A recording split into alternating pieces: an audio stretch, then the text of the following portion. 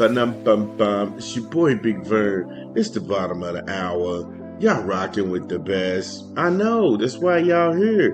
Before we get into it, we're gonna hit you with a rap break. Y'all know how we do. Give me a beat. Dot dot da dee dee dotty day, da dee dee dotty day. I'm pushing rap albums, right? You know it. Here at the App Stupid Studios, it's your boy Big Bird. Yes, indeed, we got another one. Joyner Lucas, ADHD 2, in stores now. Get it where you legally consume music, whether it be Apple Music, Google Play, or Spotify. My personal favorites on the track is I Wish I Knew. Homie be spitting, for real, for real. One of them, The Way That I Am, with him and Ty Dolla $ign and New Sofas. Oh my goodness. That one's hit. That one's a hit. That one's a hit. The Butterfly Effect is deep. The Butterfly Effect is deep. It's one of them records where you really gotta you gotta catch it. You know, everything from the metaphors, and then he get into one of his little pockets with that AMG flow. Yeah, homie's wild. Then Active with him and Big Sean. Yeah, Big Sean goes off in that record. Sean is he going to a whole nother level. But I enjoyed it. Joyner Lucas, ADHD 2, in stores now. Yo, shout out to Joyner Lucas, ADHD 2. Make sure you go get that. Make sure you go check that album out. Show him some love, everybody. I loved it. I'm not even recapping. If you all have an affinity for Terry Bollea, then yeah, get into that. I'm not doing that. So let's talk about something positive for a second. Let's go ahead and pivot to the world of college football. The Big 10 Media Day just wrapped up last week. They were in Vegas, and Nico Lamaleva was promising to the bullies of Brentwood, the Bruin faithful. He was promising a chip, and then it got me to ask the question, is he overpromising? Is he overpromising? And the short answer is going to be hell yes. He is overpromising. You know, on the tail end of the Big End Media Day, like we were talking about, he was on stage and he had everybody around him.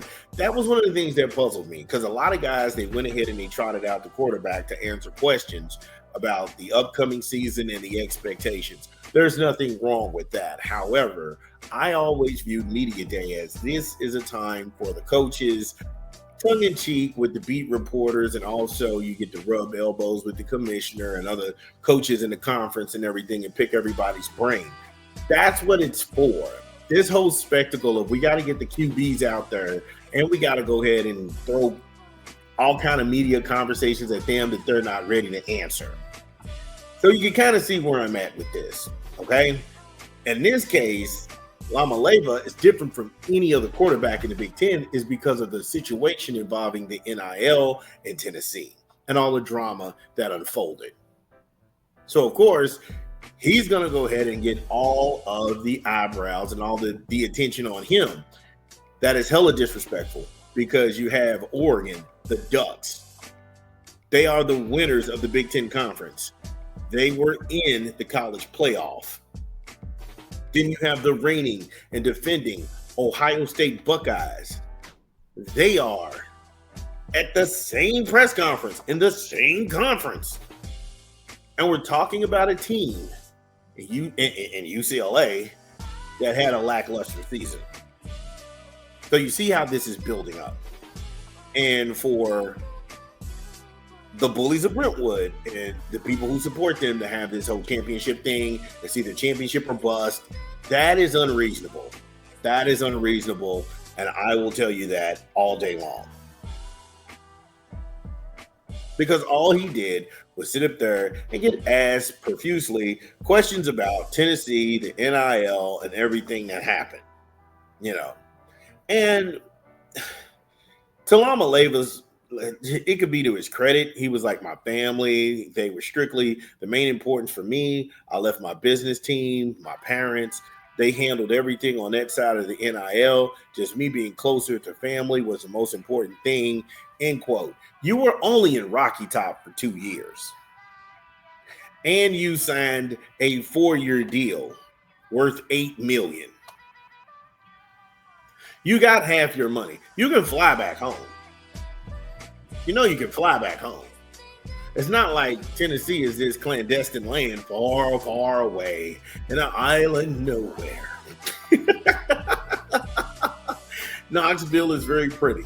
Knoxville is a very pretty city. Knoxville is very pretty in the winter as well. You can fly home. Everybody's going to miss home. But to sit up here and say, oh, my family just handled that. Come on, bro. Like, you didn't have any input or any say in that. If you had said to Hupel and everyone in Rocky Top, the Vols, if you said, hey, look, I want to stay here, that would have put an end to it. But you stayed silent and let this thing drag out. And it wasn't until Friday night before the announcement came Saturday afternoon that negotiations had broke down and Tennessee had moved over. Also, I think had you stayed, you would eventually had your spot taken because Faison Brandon, the phenom out of South Carolina, he is already registered at Tennessee and he is going to take your place. In the history of 24/7, they've never seen a guy like that come out that can do everything. He's a virtual living, breathing cheat code. He's got the arm strength, he's got the speed, and that dude is on another level. I think he would have made you sit down. I think you were scared to compete. Because the money class, they will negotiate your contract. We have this freshman phenom that's coming through those doors, and we've seen you get creamed by Ohio State. Not to mention, now you got to look at them in the conference. Are you shell-shocked? Are you convinced? I know I'm not. Tell you what, let's go ahead and take a break. We'll go ahead and get back on the other side of the content. It's your boy, Big Vern. Give me a beat. It's your boy Big Vern coming to you live from the Absolute Studios. We pushing another rap album this month. Raekwon, The Emperor's New Clothes, in stores now. Get it where you legally consume music, whether it be Apple Music, Google Play, or Spotify. My personal favorites on the track is Berry Hill. Pomegranate is Wild with Inspector Det. Ooh-wee! Wu-Tang Killer Bees, my goodness. Then you got Wild Corsicans with Benny the Butcher. Butcher coming. West Side Gun. Brr, brr. You know I've been dying to do that. One Life. 600 School. The guy that plans it. The Heavies. The Amaretta with Nas. Enough said. It's like verbal intercourse on the first Raekwon album. Oh, Built for Cuban Links, which is a classic. My goodness. Deborah Nightwine, that's out there with Marsha Ambrose. She's highly talented and she don't get enough love. But yeah, that song is crazy. And Mac and Lobster with Ghostface Killer. The Emperor's New Clothes. Raekwon, in stores now. Yo, shout out to Ray and A. Shout out to Wu-Tang Killer Bees doing their thing. Peace and love to them. Make sure y'all will show the project some love. When we left off on the other side of the content, we were talking about all of the things that Nico Lamaleva has surrounding him. All of that is now surrounding Brentwood with this many distractions. Can they live up to the hype? Because that's why I asked, are they serious about this year? And the reason that I asked that is that everybody has championship aspirations. Let's not fool ourselves. Let's not kid ourselves. So, if you want to know, the Bruins, they went 3-6 in the conference, 5-7 overall, 2-4 at home, and 3-3 on the road. Now, with what I just read you, who the hell expects a championship in Brentwood after having a season like that? After having a season like that, are you waiting on a championship of any sort? When you only won 3 games in the conference. The game that you got embarrassed in is when Indiana went to Brentwood and they was like, well, Indiana, we started off hot, and then, we're gonna face the Bruins of UCLA, and then that was in UCLA, that was in Brentwood. and oh, they're going to beat us because they're a blue blood program. And then that's when the record skipped and they got their ass kicked. And they got embarrassed. They got embarrassed on national TV by Signetti and the crew. They got embarrassed, and it is what it is. However, you got to understand, when you have someone who is an architect who builds a system, they can go ahead and get different pieces are interchangeable. The problem is the person who left, who was a piece, they never developed the system. You only know the functionality that you were comfortable with. You're not going to excel in a system that you don't know how to build or construct. You just know how to function in a system that you were hired to be in. Hold that note, because I'll get there. Now, if you're not convinced about a 3-6 team with a 5-7 record overall, they only won 2 home games last year, and they won more road games than they did home games. If that doesn't convince you, then maybe them being offensively ranked 82nd overall in the country last year, that's a strong outlier. Nope, don't do that for you. How about the 47th passing offense and 132 rushing yards per play? Does any of that sell you on the fact that these guys are ready for championship caliber football? No, and it's not supposed to. Again, that's why I ask you, are they serious?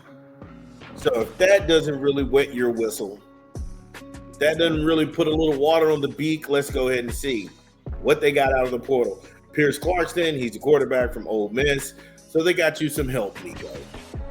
Morrow Evans, he is out of Ohio State. Then you have the punter, Will K-Roll, he's out of Tulane. We've got Jake Renda, the tight end out of Pittsburgh. Anthony Jones, he's the edge out of Michigan State. Kashawn Bennett, he's a defensive lineman out of Michigan. Javion Thomas, the running back out of Cal. Nico Draviller, he is the linebacker out of Arkansas. They've got Champ Sanders, linebacker from Oklahoma. Isaiah Chisholm, the edge from Oregon State. And then Brody Richard, the punter from Minnesota. Yeah. It's not bad picks and acquisitions out of the portal. If I said that, then I would be hating. So I'm not going to go down that road. They have a good collection of kids there, so I'm not going to do that.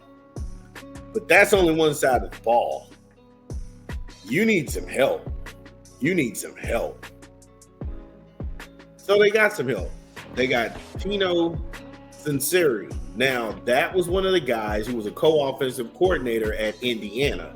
And remember, not too long ago, in this segment, when I told you to put a pin in that, meaning that you can't replicate a system because you don't know how it works.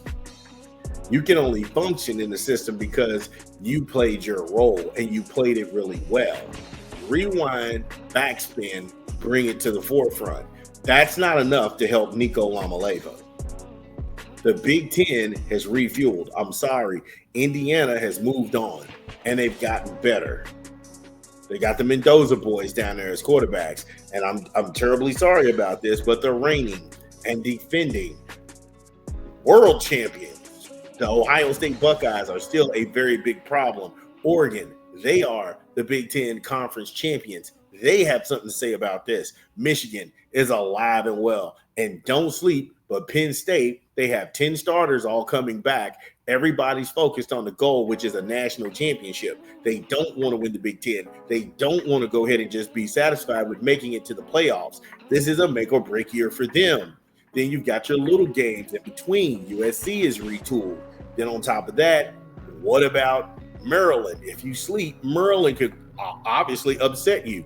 Iowa's out there. This thing can get out of control very fast. Wisconsin is retooling. Phil Fickle, he's not happy with what went down. So when you all sit up here and y'all talk this championship shit, no. Just try to win more than 5 games. If you go 8-4, that's an accomplishment. 8-4 is not anything to be ashamed of. But you're 5-7.